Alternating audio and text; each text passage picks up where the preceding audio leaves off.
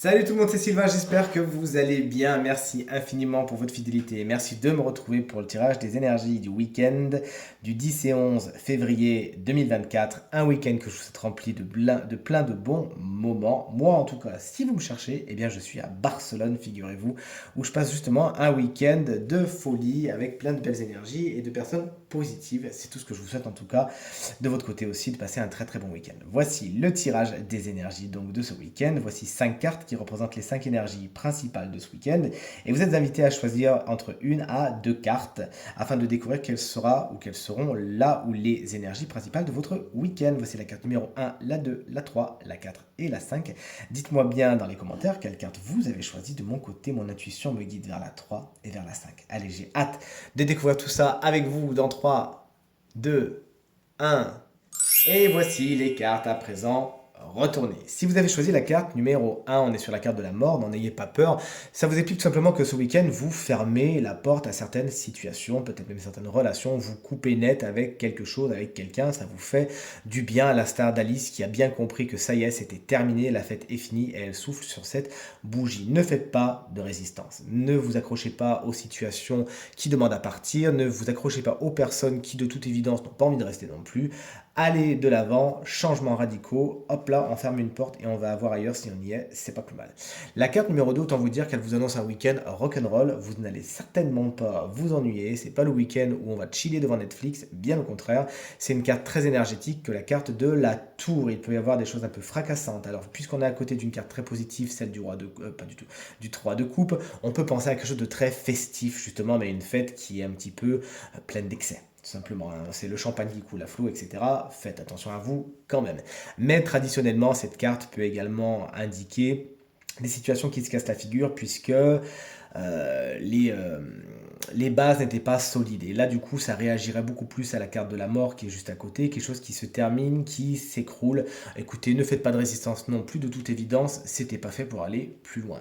Je ne suis vraiment pas étonné d'avoir sélectionné la carte numéro 3, puisqu'on est sur un 3 de coupe, et effectivement, un week-end festif m'attend. J'espère que vous aussi, toujours est-il, si vous avez choisi cette carte, c'est cette énergie qui vous est donc, qui vole au-dessus de votre tête, celle du 3 de coupe, c'est les retrouvailles avec la famille, avec les amis, c'est les bons moments, c'est les sorties, c'est les restos, c'est les bars, etc. Toujours est-il, c'est un week-end au cours duquel vous en profitez et vous avez bien raison. Le valet de Pentacle, c'est la carte numéro 4. Peut-être que vous étudiez quelque chose, vous êtes aux prémices d'un nouveau projet que vous avez envie de monter, de voir se réaliser. Le week-end est peut-être un moment privilégié pour préparer ce terrain-là. Vous avez besoin justement de prendre un papier, un stylo et de bien noter les étapes. Peut-être que vous avez besoin de parfaire certaines de vos compétences, de vos connaissances. Peut-être que si vous faites du bricolage, il vous faudra bien lire les consignes et les petites notices avant. Ça peut être également un personnage, un valet de Pentacle, qui jalonne votre week-end, souvent plus jeune que vous et souvent signe de terre, taureau, vierge ou capricorne, qui saura dynamiser votre week-end et qui aura peut-être besoin de vos conseils. Et enfin, la carte numéro 5, si tout comme moi vous l'avez choisi, on est sur le magicien, qui nous explique que des nouveaux départs sont à l'œuvre. C'est la carte numéro 1, elle impulse une nouvelle dynamique dans votre week-end. Vous débutez quelque chose de nouveau, quelque chose s'inscrit, on est sur le point de départ d'une situation. Également, cette carte, puisqu'elle est surtout à côté du valet de Pentacle qui nous parlait de compétences, va nous parler de certaines compétences que vous pouvez avoir. On le voit ici avec cette chenille qui a bien dans les mains, dans les tentacules, je ne sais pas comment on appelle ça, dans les pattes tout simplement, les quatre familles du tarot et qui sait s'en servir. On a bien les couples de deniers, le bâton et les épées. Et vous pourriez vous aussi, ce week-end, user de vos talents, de vos compétences, notamment en matière de communication, pour parvenir à vos fins.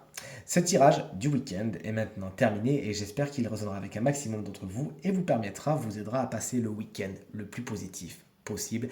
C'est bien tout ce que je vous souhaite. Si vous désirez une consultation privée, eh bien vous trouverez toutes les informations pour me joindre dans la barre de description de cette vidéo. Elle s'affiche également au bas de votre écran. Et le numéro de téléphone, quant à lui, il est tout en haut. Vous n'avez pas pu le louper.